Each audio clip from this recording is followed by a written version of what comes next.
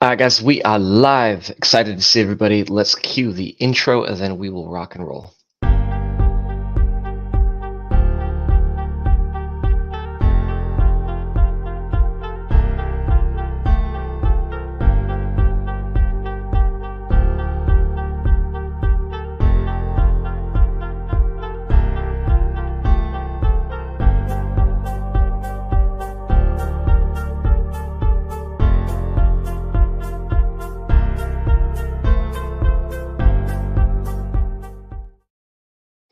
Cool, guys, we're back. I'm excited to have everybody. If you are tuning in and watching live, please put down below where you are tuning in from. One of the things that we love to do is we love to connect people with people. So maybe you've got a buyer, maybe you've got a seller, maybe you're an agent, etc. We would love for you guys to be able to connect and do joint venture deals, network, go have a coffee together. So put down below where you are tuning in from. Looks like we got a couple people that just jumped in. I've got a doozy of a training for you today. I'm going to talk about building a portfolio the right way. I don't know if you guys know this or not, but there's a wrong way and there's a right way. Spring, Texas. There we go. Texas. Dude, I have only been to Dallas, and Dallas was cool. Nothing wrong with Dallas. I've never been to Spring, Texas. I digress. We're going to be talking about building a portfolio, guys. I did extremely well wholesaling when I started. I did about $500,000 in my first. It was really 6 months because 4 months of that, or 4 months out of 10, I was kind of dilly-dallying. I was doing this. So 6 months, I did $500,000. Then I transitioned into building a portfolio. I transitioned into buying and holding. I was primarily doing multifamily properties. I have only ever in the last decade owned one single family, and I have a very specific reason for that. But I am going to go over building a portfolio, doing it the right way, and doing it in a way that's actually going to be sustainable and probably 10x more profitable than just kind of winging it. Does that sound good? Hopefully it does, because that is what we're going to do. So let's do it this way. Let's do it this way. I just typed this up for you guys because I think seeing a visual example is a lot better than just hearing verbally. I'm a very visual learner myself. I don't do well reading books. I don't do anything. I don't do good at that. I gotta see it, man. I gotta see it. It's gotta be right in my face. So property management is gonna be the focus today, and building the right way with property management company. A couple of the misconceptions. Number one is I don't want to pay for it. This is very, very common. A property management company is going to take anywhere between, I'd say, 5 and 12% of your profit from every unit that you own every single month. So people have this mentality of, I don't want to pay for it, therefore I'm not going to do it. I hear you. I get that, but you're thinking about it the wrong way. Here's why. You will never pay for it. I never paid my property management companies. I never paid my taxes. I never paid my utilities. Well, Jordan, how are you not in jail or homeless? My tenants paid for it. My tenants paid for every single imaginable expense that I had on my building, as well as made me a paycheck. So you can calculate in property management into the deal before you make the offer or while you're making the offer so that you're not paying for jack diddle. Does that make sense? Give me a yes down below if that makes sense. So I don't want to pay for it. Good, don't pay for it. You don't have to pay for it. Number two is property management companies suck. I don't know if you guys have ever heard this or have ever felt this way. Like, man, there's just no good property management companies. There's no good options out there for me. What if you looked at it this way? Property management companies work for you. So if they work for you and they don't work out, whose fault is it? If you're the boss, if you're the CEO, if you are the owner of your company and you have an employee, aka a property management company, and it doesn't work out, or if they don't do it to your standard, whose fault is that? Guess what? It's your fault. So think of it this way. When you bring on a property management company, you're bringing on an employee, and you have to train them. What are your standards? What are your rules? How do you want things done? Okay? It's that simple. You train them. You should have some sort of a rule book or a guidebook or almost like an onboarding process for your property management companies as they come in so that they understand how you want it done. If you don't do that and you just think, well, I'm paying you, you should know everything. Just because you pay an employee doesn't mean they know everything. You still have to teach them and train them, right? Is this resonating? You guys understand? So they don't suck, you suck. I hate to be controversial, but you're the problem. They kill you on fees. Property management companies do have fees, absolutely. Again, back to point number one, you can calculate those fees in either on your rental agreement. So your lease agreement with between you and the tenant. Hey, there's a cleaning fee. Hey, there is a if we have to change a lock, there's a change a lock fee. Hey, if we've got to do this, that. If it is an expense that you're going to accrue through the property management company, you would pass that on to the tenant. Look, man, if you lock yourself out in the middle of the night because you've been drinking too much whiskey, and if we have to bring over the property management company or the locksmith, they charge $50. So therefore, you pay $50. We will gladly come and do it for you. You don't need to go call a locksmith. We'll come use our master key. You're paying for it. Put that in the frickin' lease. So they're not going to kill you on fees. You would kill you on fees if you don't do this right. Number four is the biggest one, which is going to bring me into an example here. So number four is I'm going to do it later. I'm going to do it later, and I will do it when I have more time. I will do it when I have made more money. I will do it whatever your excuse might be. There's a problem with this mentality is because you would try to be getting caught up when it's too late. Okay? You'd be trying to get caught up too late in the game. Here's an example, and this actually happened to me. Now, the numbers are not exact, but they're close enough, or at least you guys will get the general idea. I waited almost 2 years before I got property management.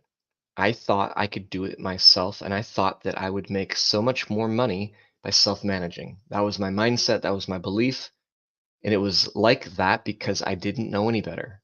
I didn't have a mentor like the Kingdom Center. I didn't have people like Jordan and Luke and like all of these different advisors and mentors and consultants that could have told me this. I was doing it myself, right? So I just didn't know. So 100 units, we finally decided to, it was more than 100, by the way. But for an example, 100 units, we decided to turn this over to property management. This is what they say, roughly. Could vary depending on the property management company, but what they're going to say is, cool. What we need is 100 units times, let's say it's a 750 deposit, security deposit. We need $75,000 before we take this over.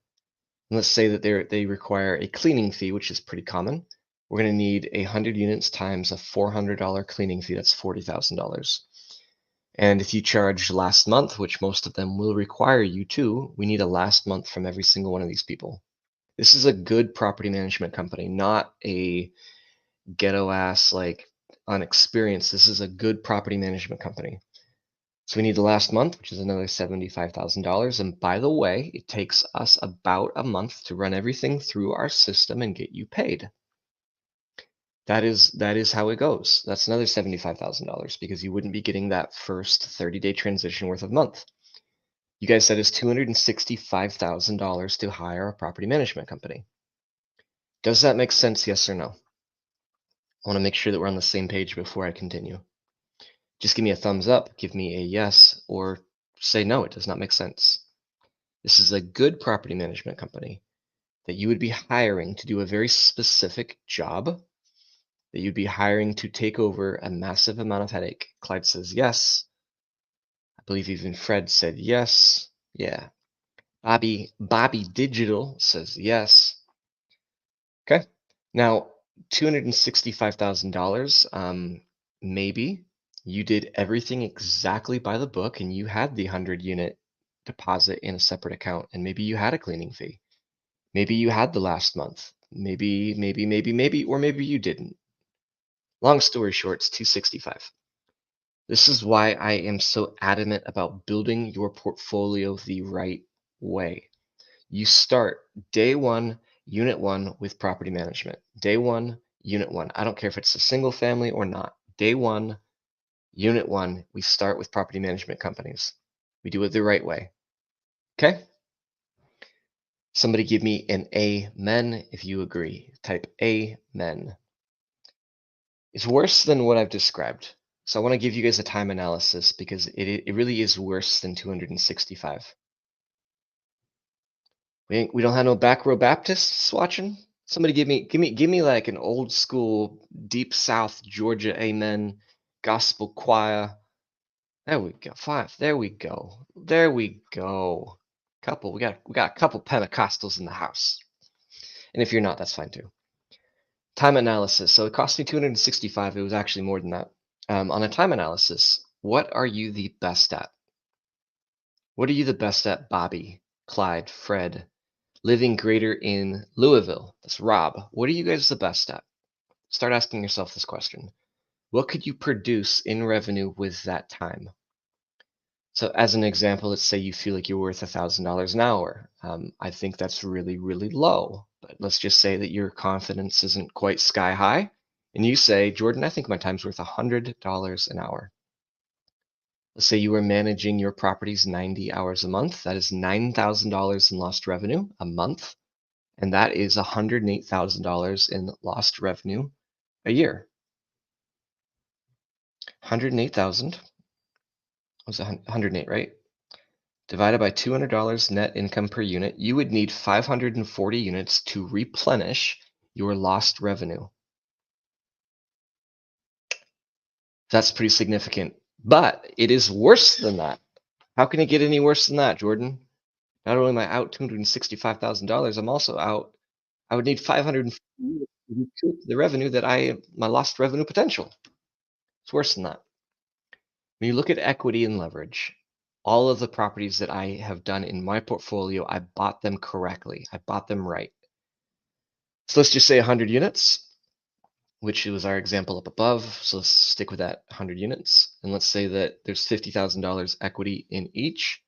100 times 5,000. I want to make sure I did this math right. 100 times, I'm sorry, 50,000. 50,000. My God, it's 5 million in lost opportunity cost. This is real, you guys. So not only was I out, the money on the 265, not only was I out a lot of time, which was roughly $108,000 a year. Remember, I did this for multiple years.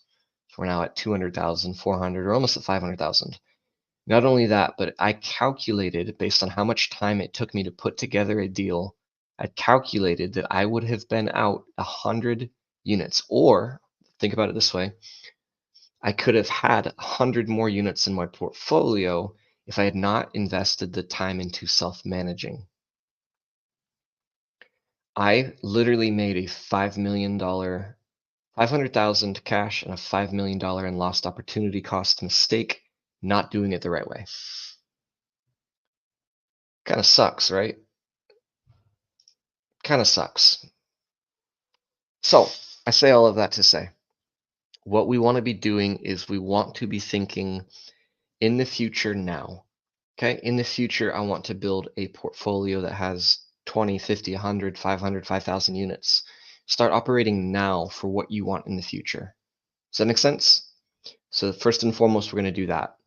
What that looks like is we're going to start operating now. We're going to operate our portfolio with 1 unit like we want to be operating with 500 units. And then every unit that comes in, we are going to duplicate that mindset. We're going to duplicate that mentality. What questions do you have? I know that we have a couple people that are watching live. If you guys are watching the replay, do me a favor, put in hashtag replay. If you have any questions, do not hesitate to ask. Because what we can do is we can obviously get a notification. We can come back and answer your question down the road. Makes sense? So spend the time finding more units instead of managing. That was the lost opportunity because I was so busy managing my own portfolio that I did not have enough time to build my portfolio the way that I could have if I wasn't investing so much time managing. And if I would have just calculated that expense and just put it over onto the tenants from day one when I was making the offer to buy the property, I would have not been out any money and would have made significantly more. Absolutely, you're thinking about it the right way. Clyde says it makes sense. You got to do it day one, unit one. What other questions, guys? If not, that was really it. You guys ask me any questions about my portfolio as I was building it, the relationship with property management. I learned so much from property management companies.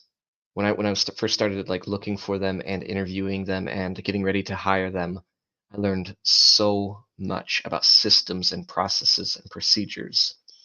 It helped me develop my own and my own criteria, my own standard. Richmond, do you typically get a better management rate the more units you have? All negotiable. All negotiable. And I would actually recommend that you negotiate that ahead of time. You don't want to, let's say you have, start with one, the rate's 10%. 2, 3, 4, 5, 10, 15, whatever, and then you go back and you want to renegotiate after the fact, after you've gotten more units, they might say, yeah, we'll do 9. Whereas on day one, hey, I'm looking to build my portfolio and I would like to grow and grow with you. I'm open to paying 10% now, but once I get 5 units, I'd like to negotiate down to 9% and then down to 8%, and then eventually we'll settle in at 7% after up and above X amount of units, 50 units. You want to negotiate that ahead of time on the front end. You can't negotiate after the fact. You can try, but you're not going to win the negotiation. And most of them are very, very happy to have that as an agreement. But yeah, for sure. I do not trust property management companies that have a really, really cheap rate. Think about it this way. So you're renting a unit for $1,000 and you're paying 10%. The property management company is only making $100 on that unit a month. Let's just do the math. Because I suck at math, I will use my phone calculator. $100 a month, 30 days in a month, they're making $3.33 a day. Let's do a different one. Let's say that they only charge you 7%. So that's $70, $7.50 a month divided by 30 days. 25 divided by. You guys get my point here. They're making a couple dollars a day. Okay? So anybody like that's below 10%, I'm very cautious of, and I'm very cognizant of the fact that they're making $2 or $2.50 a day. Depending on the tenant, depending on what class of property it is, maybe it's a C plus. So there's going to be a little bit more tenant management, and there's going to be a little bit more maintenance. How good of a job do you think they're going to do for $2 a day? Okay, now they have a staff of employees, they have a building, they have expenses as well, they have software, phone services, all of it. So I personally like I'm actually a little bit relieved when I see that they're 9%, 10%, 11%, at least to start out with. What other questions, guys? If not, I'm going to let you guys go. This one is short and sweet, direct and to the point. Hopefully you guys have gotten value out of this, and hopefully you can start to think about property management and building a portfolio the correct way from day one versus down the line. Final questions, anybody? There's a slight delay, so I'll give you a second.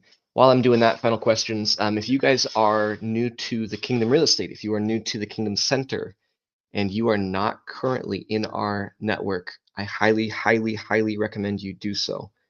I was live for an hour earlier. We have people that are constantly adding value. We've got about 1,000 people that are currently in there that you can network with and JV with. We have people that are wholesaling, buying and holding, fixing and flipping, people that are even doing private money lending, Airbnbs, the whole thing. It is members.thekingdomcenter.biz. It is down below in the comments.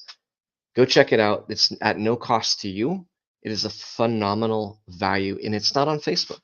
It's not on social media. We went out and built what we wanted for ourselves, which was no distraction, no negativity, no damn advertisement. So go check that out. Make sure you guys are in there. You will see me live all of the time. I do Q&As on Tuesdays. I do trainings on Thursdays. All of it. Cool. Guys, I appreciate you. And again, if you guys have further questions, post them down below. We'll see you guys in the Kingdom Center.